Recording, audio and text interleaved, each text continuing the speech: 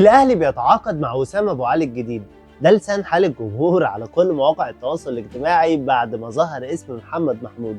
طب هو مين وليه بيقولوا عليه وسام؟ هقول لك انا. محمد محمود عنده 20 سنه وبيلعب في نادي اس في الالماني، وده في دوري الدرجه الثانيه الالماني اسمه اس في مش عارف ايه كده، حاجه رخمه يعني. المهم ما علينا، اللي يهمنا البروفايل بتاع اللاعب. 192 سم، لعيب مميز جدا. لعب لمنتخب المانيا تحت 19 سنه ولعب لمنتخب فلسطين تحت 20 سنه، وده كله ليه لقاءات دوليه يعني. ولكن بالنسبه بقى اللي يهمنا وهو البروفايل الفني بتاع اللعيب. هو لعيب مميز جدا، سريع، هداف بشكل كبير. ولكن اللي خطف عيني انا بقى كحد بتفرج على كوره هو تكنيك تسديده ركلات الجزاء اللي شبه وسام ابو علي بالظبط.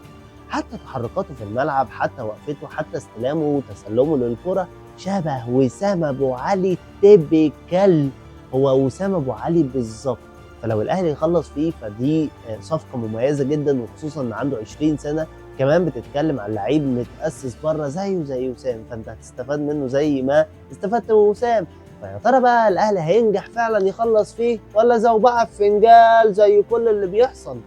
كميه صفقات وكميه اسامي اترمت من اول موسم الانتقالات يعني، وما بالك بقى اللي بيحصل بقى ايه لما الاهلي ما يجيبش. هتلاقي غضب من الجمهور والناس تتحرك والناس تهاجم. فهل بقى الاداره هتخلص المره دي ولا لا؟ سيب لي رايك بقى في الكومنتس. سلام.